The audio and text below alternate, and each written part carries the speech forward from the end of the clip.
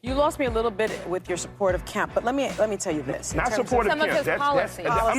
That's some misinformation. You can not like me, but don't lie on me. This is one of the funniest and most shocking moments you'll ever see. The ladies of The View are notorious for their hostility towards guests who don't toe the progressive line. But earlier this year, they messed with the wrong guy, Killer Mike.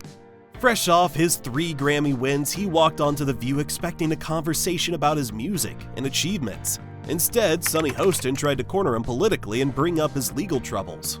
What happened next? Well, let's just say he flipped the script, and Sunny was left speechless. Stay tuned because this is beyond amazing. Killer Mike isn't just another rapper, he's an activist, entrepreneur, an unapologetic thinker who doesn't let political pressure shape his views. Born in Atlanta, he started as a lyricist and carved a unique space in hip-hop, blending music with activism. His recent album, Michael, won him 3 Grammys: Best Rap Album, Best Rap Performance, and Best Rap Song. Killer Mike.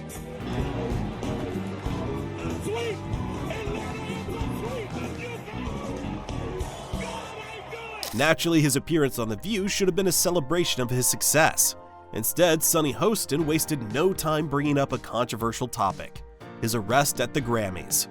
She leaned in with her classic prosecutor tone and said, There was an incident at the Grammys.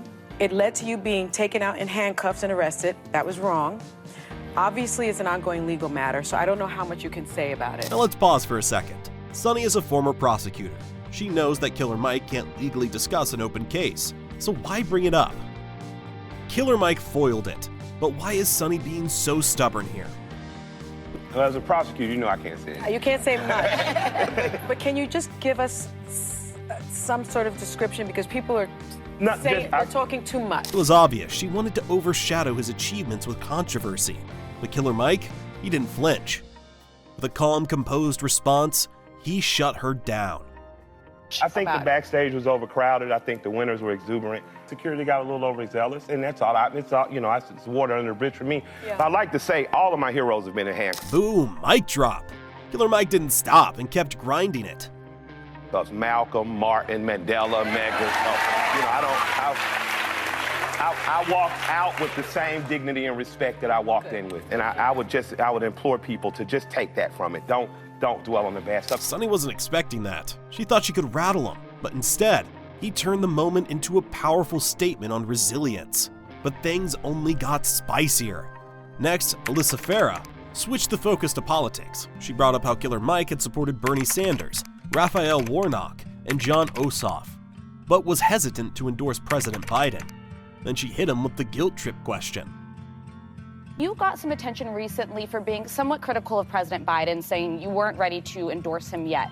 What's your holdup there? This is where Killer Mike really showed his intelligence. Instead of playing the partisan game, he redirected the conversation to something much bigger. First of all, I think everyone should focus on hyper-local. We get caught up in the soap opera of federal elections. But if you are concerned with the federal election, you don't know who your city council or your wardsman is, you don't know who your mayor is, and you don't have a good list of state representatives or governor, then you're just a part of whoever wins the Super Bowl or fanfare. At this point, the room shifted. The View panel is used to celebrities bowing down to political pressure, but Killer Mike wasn't going down. He gave a shocking shout out to Georgia's Republican governor, Brian Kemp. For the last 10 years, and he brought back the Hope Scholarship and expanded it. So if you're a kid in Georgia, you're poor, you got a B average, you can go to college for free. So in my community, girls are going to college, but boys don't have anywhere to go, and they're not choosing to. I have a push for trades. That's why I support organizations like Georgia Youth Build, like Next Level Boys Academy, because they usher our boys. I need my daughters to be able to marry somebody. Right. Even in that case, I have said, okay, this governor's doing a good job. In terms of nationally, I'm just kind of doing what my grandfather said. A celebrity acknowledging both sides? Unheard of on The View. And then, Sunny Hostin lost it. With visible frustration, she tried one last attack. You can not like me, but don't lie on me. I saw someone I really respect. But before she could continue, Killer Mike cut her off.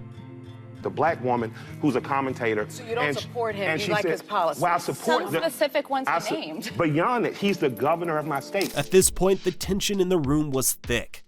Here, The View host seemed really frustrated. So I have to be involved with him because I can't divorce myself. But let me say this. If you criticize someone, don't lie. Killer Mike continued. and kept schooling them firmly. Don't say I didn't support Abrams, because I did. Don't say that I don't support Democrats, because I've helped get 3 Democratic mayors elected. I've helped get 2. But if someone is in the king's seat, I'm not going to not have dinner with the king on the behalf of my people. I have to do that. Let me just point some of Biden's achievements out for the black community. The lowest black unemployment rate on record, lowest gap between black and white unemployment on record. We got to give him a clap. Once again, boom. Sonny was frozen. She thought she could paint Killer Mike as a traitor for not following the progressive script, but he exposed the flaws in her argument. The audience knew it. The View host knew it too. And Sonny, she had nothing left to say. If you're loving this discussion, make sure to hit that like button and subscribe for more real talk like this. Let's get this conversation rolling. What do you think about the response by Killer Mike? Was he right to stand his ground? Drop your thoughts in the comment section down below. Now, let's continue.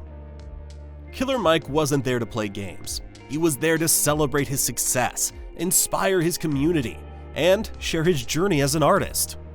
But as we've seen time and time again, the View panelists rarely allow their guests to control the narrative, especially when those guests don't align with their agenda. What should have been an uplifting interview quickly turned into a heated exchange that left one panelist particularly humiliated. This wasn't the first time Killer Mike refused to fall into the political trap. In a separate interview with the Washington Post, he shared a powerful story about his grandmother. She used to take me to city council meetings when I was 5. I asked her why, and she said, because this is what you're supposed to do. You're supposed to help your neighbor. That's the mindset he carries. Killer Mike isn't a puppet for any political party. His activism is about real change, not supporting someone because they're on his side. People often criticize him for not picking a side, but they forget about the candidates he has supported. As he put it, people got mad that I didn't publicly support their candidate, but they forgot about the ones I did. Then they'll lie and say I supported someone else. In today's climate, political loyalty is prioritized over actual progress. But Killer Mike, he's different. He stands for something bigger, actual results. And that's why his approach is refreshing. He's showing America that it's possible to work with both sides while still holding true to your values. It's a message more people need to hear. If progress is the goal, then partisan bickering needs to take a backseat to real solutions. And that's exactly why Sonny Hostin couldn't handle him.